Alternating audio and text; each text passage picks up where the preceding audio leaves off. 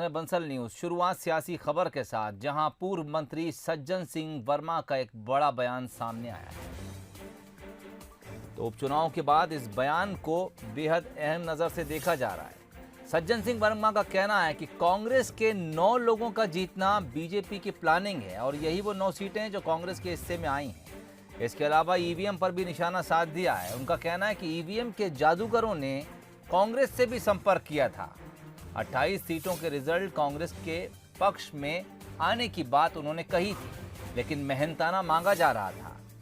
आगे उन्होंने कहा कि कांग्रेस गांधी की पार्टी है, इसलिए छल कपट से सत्ता हमने हासिल नहीं की, लेकिन जो 9 सीटें कांग्रेस के पास आई उसको लेकर भी बड़ा बयान दे दिया। उन्होंने कहा कि ये 9 सीटें बीजेपी की प्लानिंग के चलते हमारे पास आई हैं।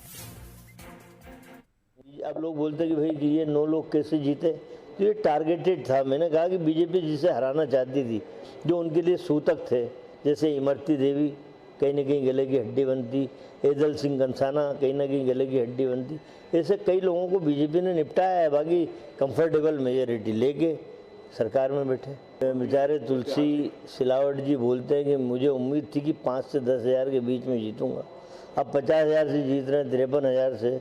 तो ये तो साफ लग रहा है कि देखिए, हम लोगों से भी कई ईवीएम मशीन के जादूगर लोग टकराए थे इस चुनाव में, लेकिन हमारा सिद्धांत था कि गांधी जी की पार्टी है, हम लोग छल बल कपट से सत्ता काबिज नहीं करेंगे। अपने सिद्धांतों पे, अपनी भुजाओं पे विश्वास करके हम लोग सत्ता पे पुनः काबिज होंगे।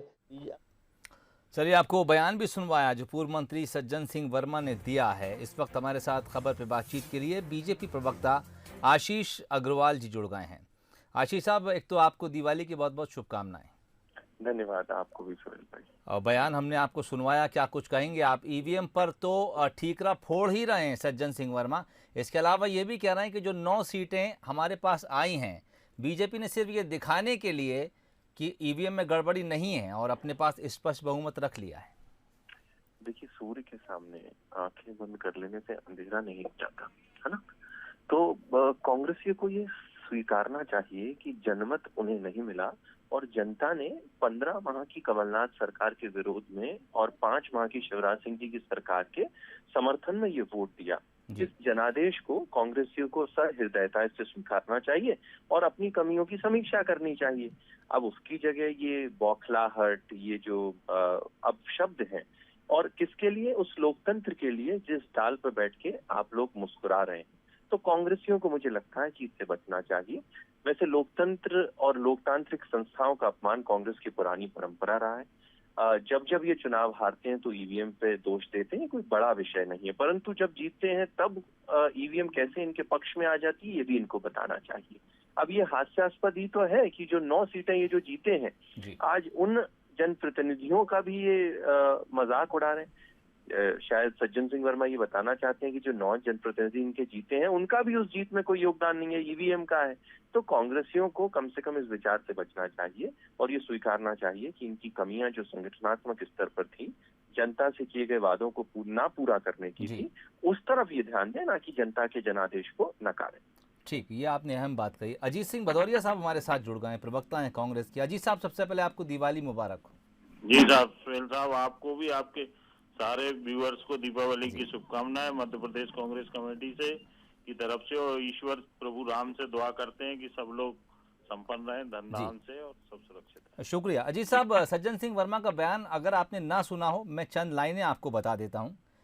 कांग्रेस के 9 लोगों का जीतना बीजेपी की प्लानिंग है। दरअसल उन लोगों को बीजेपी ने हरवा दिया जो बीजेपी के लिए गले की हड्डी बन सकते थे। इमरती देवी का नाम उन्होंने लिया, बीजेपी के लिए गले की हड्डी बन सकती थी, सो हरवा दिया। बाकी 9 लोग भी उसी लाइन में खड़े कर दिए। आशीष साहब ने एक बात कही कि ना सिर्फ ईवीएम का मजाक उड़ा रहे हैं सज्जन सिंह साहब, बल्कि अपने उन 9 उम्मीदवार प्रत्याशियों या अपने उन 9 नेताओं का भी मजाक उड़ा रहे हैं जो ग्राउंड पर गए, मेहनत की, जीत हासिल की, और वो उस जीत को बीजेपी की रहमो करम की जीत बता रहे हैं। देखिए, जीत जो कांग्रेस की जीत थी, वो कांग्रेस की जीत के साथ साथ जनता की भी जीत थी। जनता जनार्दन कांग्रेस के साथ थी। हमारे मित्र आशीष जी भी ये सब और भारतीय जनता पार्टी के सारे लोग समझ गए थे इसीलिए उन्होंने जो तंत्र का जितने ज्यादा से ज्यादा दुरुपयोग कर सकते थे इस चुनाव में किया। सज्जन सिंह वर्मा जी ने क्या पूरा बयान दिया, वो पूरा बयान सुनने के पश्चात ही उनके पूरे मंतव्य को स्पष्ट कर पाऊंगा। जहां तक आदरणीय वर्मा जी ने कहा कि इमरती देवी जी को, तो निश्चित रूप से सुहेल जी आपके माध्यम से बताना चाहूंगा कि आज अगर देखा जाए तो ग्वालियर, चंबल या पूरे मध्य प्रदेश में भारतीय जनता पार्टी का जो मूल कार्यकर्ता है, वो मूल कार्यकर्ता अपने अस्तित्व की लड़ाई लड़ रहा है। और जो अभी नए लोग जो खरीद के लाए गए हैं भारतीय जनता पार्टी के द्वारा, वो लोग भारतीय जनता पार्टी पे कब्जा करने का प्रयास कर रहे हैं।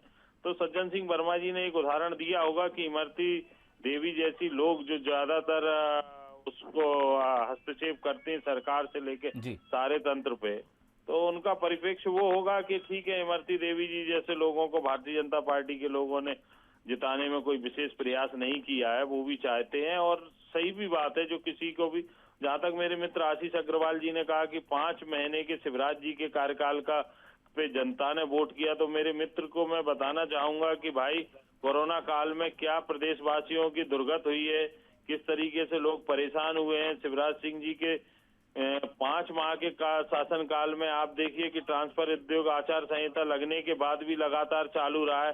तो ये सब चीजें अगर शिवराज सिंह जी के 5 माह के कार्यकाल पे जनता वोट करती तो कांग्रेस की इतनी भी सीटें नहीं ना आके पूरी 28 की 28 सीटें आना चाहिए थी कांग्रेस पार्टी की, जो कि जनता जिस तरीके से कांग्रेस के साथ खड़ी थी। तो निश्चित रूप से तंत्र में तो देखिए दुरुपयोग तो हुआ है, क्योंकि पूरे चुनाव के दौरान आप अगर देखा जाए तो चुनाव आयोग और प्रशासन की भूमिका सदैव संदेह में रही है। कि हमने देखा है कि 12 बजे तक आशीष जी भी ग्वालियर को बिलोंग करते हैं। अगर कोरोना काल में लोगों की दुर्गति हुई है तो वो तो फिर बिहारियों से ज्यादा किसी की नहीं हुई है, और उधर तो फिर वापस एनडीए आ गई।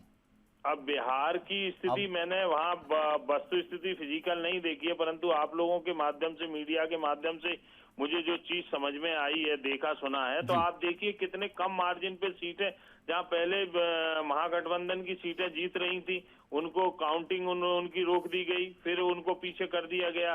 50-50, 60-60 वोटों से, 12-12 वोटों से लोगों को हराया जा रहा है। कितने कम मार्जिनल से आया। तो निश्चित रूप से लोकतंत्र और संवैधानिक संस्थाओं का जितना दुरुपयोग भारतीय जनता पार्टी के द्वारा किया गया, हिंदुस्तान के इतिहास में आज तक कभी ऐसा नहीं हुआ। चलिए, बहुत बहुत शुक्रिया बातचीत के लिए। आशीष साहब, आपका भी बहुत बहुत शुक्रिया।